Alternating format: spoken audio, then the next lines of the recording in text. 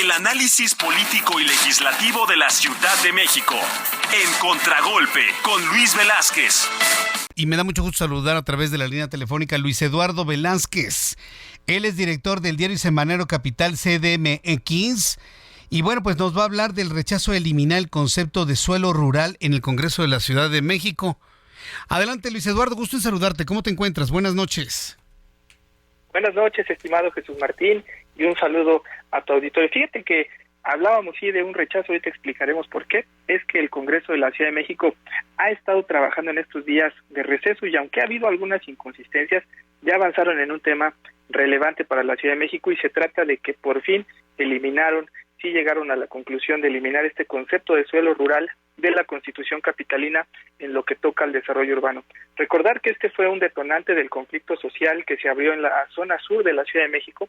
A raíz de ello, la exjefa de gobierno Claudia Sheinbaum envió una iniciativa de ley a los diputados locales y hablamos de inconsistencias justamente porque sesionaron el lunes pasado y por la ausencia de los legisladores de todos los partidos, el tema ya se había detenido. Sin embargo, ya se logró el avance en comisiones y se irá al Pleno el próximo viernes en un periodo extraordinario. La modificación a la Constitución capitalina es positiva porque responde a las demandas de los vecinos de pueblos y barrios de la ciudad y se blindan nada más 30,000 hectáreas de suelo de conservación. Los vecinos habían advertido que al estar este concepto en la Carta Magna, se abría la puerta a que el suelo de conservación se urbanizara. Ahí ya se va a dar certeza jurídica a los habitantes de la zona porque también ya se había eliminado este plan de desarrollo urbano y el programa de ordenamiento territorial, un tema que sigue pendiente aquí en el Congreso capitalino y los ciudadanos ya han exigido un parlamento abierto. Habrá que esperar, Jesús Martín, cómo actúan los legisladores, porque en este caso, si en 6 meses no se modifican estos planes y programas, se va a aprobar en sus términos. Oye Luis, y sobre ese es un asunto bastante interesante. El suelo rural que actualmente existe, que lo podemos encontrar, no sé, en Xochimilco, en Milpa Alta, en Tláhuac, en buena parte de la Magdalena Contreras, ¿qué calidad tiene? ¿Son ejidos o son terrenos comunales? Porque ambos tienen una legislación completamente distinta y mientras el ejido se puede de alguna manera enajenar, pues las tierras comunales no. ¿Cómo se va a resolver? ¿Cómo se resolvería un problema como ese desde tu punto de vista?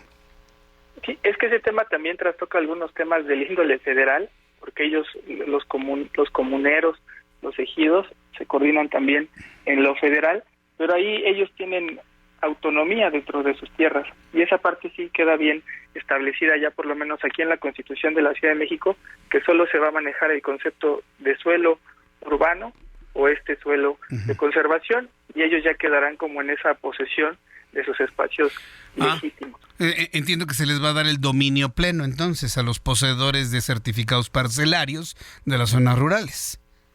Se les tendrá que dar, pero a partir de que logren acreditar la posesión de esos terrenos, que siempre es un tema muy complicado, ya sí. El de los ejidos, el poder determinar quién, las tierras, recordemos que tienen sus comisarios y toda su organización, sí. Muchas veces llega a ser complejo el acuerdo entre ellos mismos, ¿no? Las dos comunes. Sí, pues sí, porque si el polígono rural no está bien delimitado y debidamente regularizado entre el Registro Agrario Nacional, pues sí se va a complicar muchísimo, tanto para la autoridad local como para los comisariados ejidales.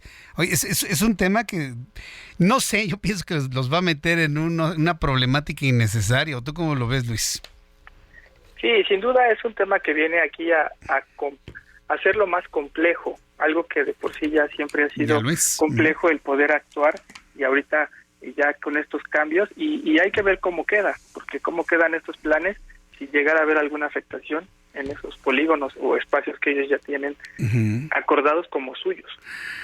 Bien, Luis Eduardo, pues llevemos el seguimiento de esto. Me parece que es un tema bastante interesante de llevar el seguimiento. Muchas gracias por tu análisis, tu comentario del día de hoy. Gracias, Luis.